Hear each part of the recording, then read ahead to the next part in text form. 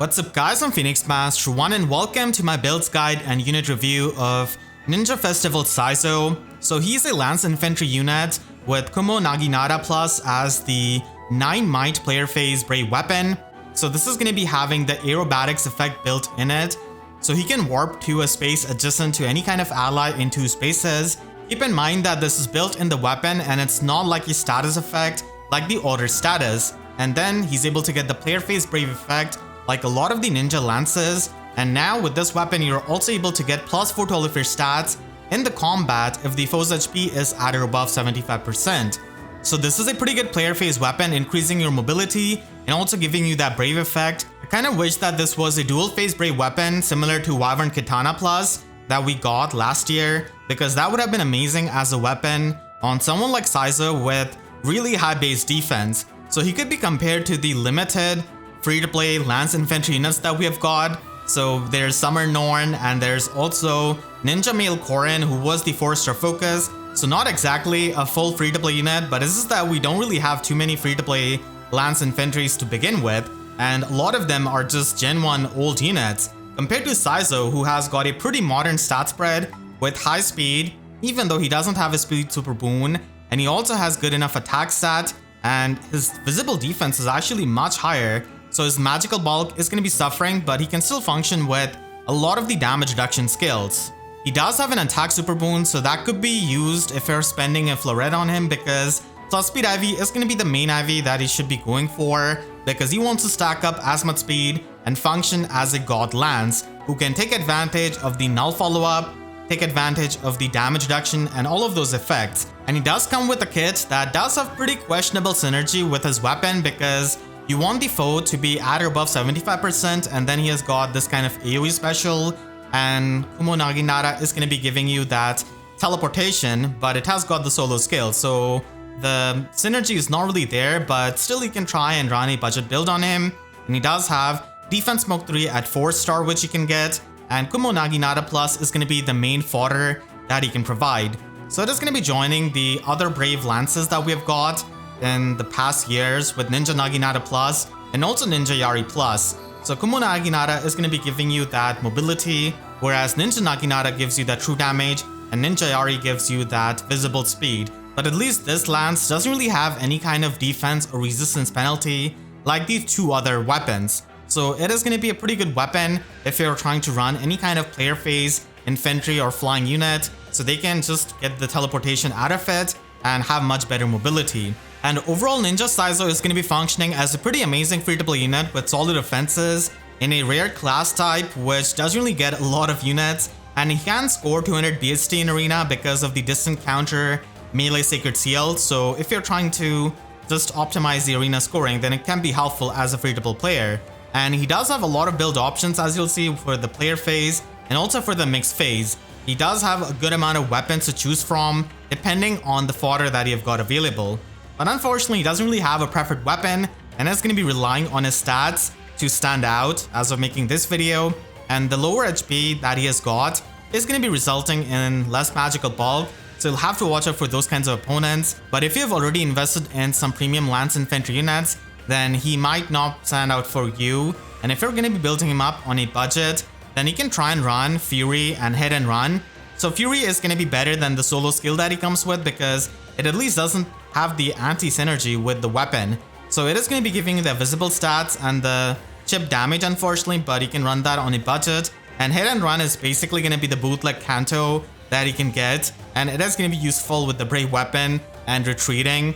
And Form Sacred Seal is something you can run because of the warping.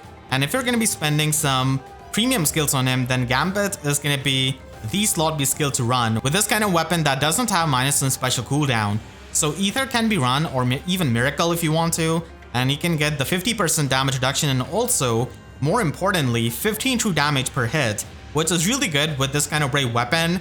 And you can still function in the enemy phase because Kumo Naginata is going to be giving you those stats in the combat, even in the enemy phase. So even if you don't really have the brave effect, you can still get the damage reduction out of Gambit to survive in the enemy phase. And you do have the mobility from it, so that can help you position him a lot better. And attack speed unity is going to be helping with the visible buffs that he can get from the Pledge skill, or if you're going to be running him with any kind of visible buffs, then it is going to be helping in case you get panicked or debuffed. And Pledge is going to be the best slots you scale, but other options can also be run depending on the fodder that you've got. And if you want to fully commit to the player phase build, then you can run Flash Barrow and Speed Defense Tempo 4, which is going to be giving you that Null Guard effect. So the special charges of Flash Barrow are going to be really helpful for triggering Gale Force, and Time Pulse is going to be making Gale Force in a 4 cooldown special, so you can easily trigger it with the Brave hits in the player phase and then get another action. So if you really want to build him up for a build that functions mainly in the player phase and excels at it,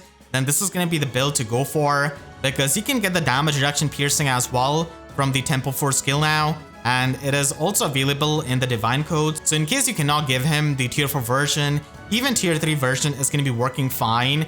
And we did get Flashing Blade 4 on Ninja Navarre in the limited ephemera manual, so that can also work out if you do not have Flash Barrow. But ultimately this is going to be helping you for a peak player phase build if you don't want to deck him out with some damage reduction skills. But if you want to, then the choices for the weapon are going to be between Arcane Lewin and Arcane Xiang. Komo Naginata can be useful, but it is mainly a player phase weapon. Again, like I said, I really wish it was a dual phase Brave weapon because he would have really thrived with this weapon. But Arcane Lewin is going to be the main choice here because it does provide you with minus and special cooldown, and also the true damage and the null follow-up effect. And Doubt Speed Defense is going to be helping you when you speed stack, so it's going to be a pretty good weapon. Arcane Xiang can also be an option if you want to run Godlike Reflexes because the special charges are going to be helping you loop it. But if you have the premium fodder in the form of Attack Speed Pledge, then Arcane Lewin is pretty much going to be the superior weapon.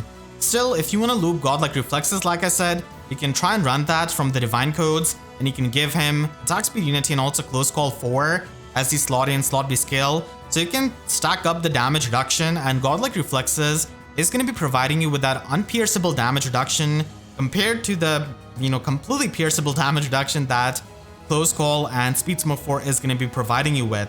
So if you're running him with Arcane Xiang, then you can pre-charge the Godlike Reflexes with some of the support units like Duo Asker, Duo Crom, or even Garrick, and his HP is not really all that high, so it is pretty easy for him to take advantage of the infantry pulses of his allies. If you do have the premium fodder, then Arcane Lewin is going to be the option, and if you don't want to run distant counter, then he can just function as a solid melee tank because of his physical bulk. So Attack Speed Finish could be run so that he can get that true damage and also the self-sustain, and Spurn 4 is going to be giving you damage reduction and also more true damage, which is going to be helping with the true damage that you already get out of Arcane Lewin based on your speed. And Vital Astra with Time Pulse 4 can be looped and make sure that it is always charged up, so that is going to be source of another damage reduction, and he could be run with Bonus Doubler or even Speed Defense Ideal Sacred Seal. You can also run him with Squad A Sacred Seal in case you feel like giving him some HP, that could also be an option. But speed stacking is going to be really important, and the penultimate build for Ninja Saizo is going to be with Arcane Lewin, using Buffer 4 so that he can pre-charge his Godlike Reflexes, and he doesn't have to rely on his allies to pre-charge his special, and he can easily loop it by making use of Attack Speed Pledge in the slot C. So this is an incredibly expensive build, but it is going to be very rewarding if you're a big Saizo fan, and Arcane Lewin is going to be enabling you to function as a God Lance because you get the damage reduction, the null follow-up, the special charges, and also the unpierceable damage reduction and true damage out of Godlike Reflexes. And it is going to be helping you with the ultimate Saizo build. So I hope you all enjoyed this video. If you did, then make sure to leave a like and a comment, helps you tremendously. And if you really enjoyed, you could always support me directly by using super thanks down below or by becoming a YouTube member. And for more FEH videos, make sure to subscribe and hit the notification bell, because YouTube sub boxes are about as functional as the amount of Lance Infantry units that we have got in the free-to-play pool. So with that said, I'll see you guys next time. Thank you so much for watching and have a great day.